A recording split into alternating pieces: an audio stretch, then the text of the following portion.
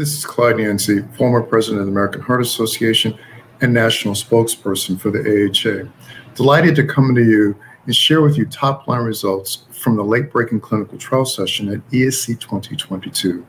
The data we have available today are going to feel very important to me and to many of you, and especially to our patients. It's about heart failure, particularly heart failure with preserved ejection fraction.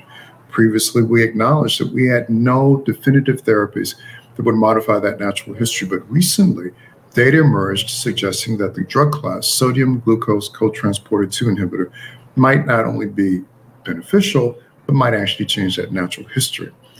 Those tentative statements can now be more declarative. The release of the important dapagliflozin in heart failure with mildly reduced or preserved ejection fraction, a study done brilliantly by Scott Solomon and colleagues, really closes the loop on some of the outstanding questions. This study, done in over 6,000 patients with heart failure with either mildly reduced or preserved ejection fraction, was decidedly positive. The composite endpoint was that of worsening heart failure, that is an unscheduled visit, or an admission for decompensated heart failure or cardiovascular death. Compared to background placebo therapy, the study was resoundingly positive. These results are very important because they clear up some previous questions. First, there was a robust capture of those patients with heart failure with mildly reduced ejection fraction, a new phenotype and a real phenotype of this condition for which we needed more evidence to suggest we can change that natural history. That's in hand now. Next, we previously had concerns that there was an attenuation of the effect of the SGLT2 inhibitor in patients with ejection fractions beyond 60%. The investigators a priori did an analysis of those with EFs greater than 60 versus those less than 60, with enrollment criteria being greater than 40. So two really important groups, 40 to 60 inclusively and greater than 60, and the results were durable in both groups. This is very important because this is immediately and importantly clinically actionable. The one thing that we still have is the absence of a signal that we can modify cardiovascular death. But these investigators offered us some insights here. Perhaps we need an even larger denominator than the 6,000 patients studied and a longer time window to capture that survival advantage. The other important consideration is that now that we have evidence across the board, prevention and treatment in multiple ejection fraction ranges, that the SGLT2 inhibitors are very important in the broader scenario of heart failure, it really begs the question, what are they modifying? We'd like to believe that there's something in the cardiometabolic space, something beyond hemodynamics, even something beyond reverse remodeling.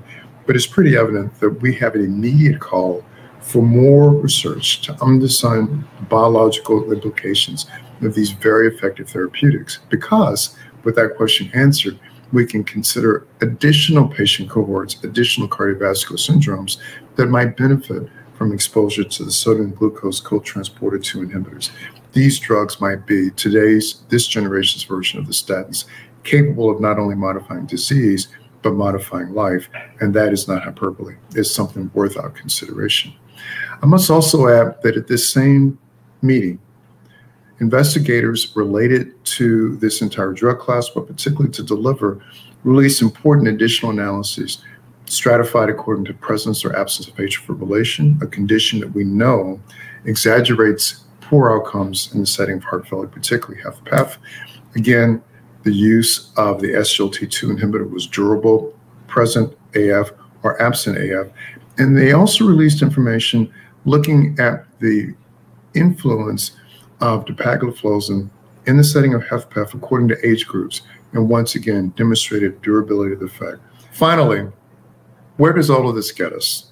We have a new randomized controlled trial. We have important subgroup analyses already available.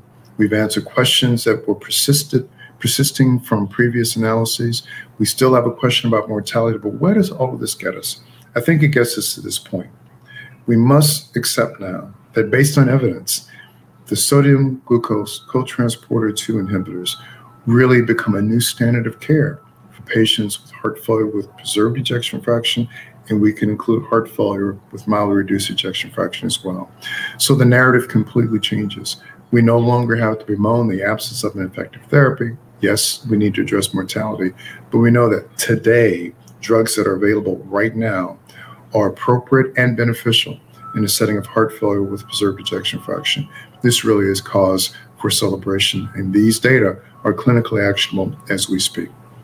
Once again, this is Clyde Yancy bringing you top-line results from ESC 2022. Thank you for your attention.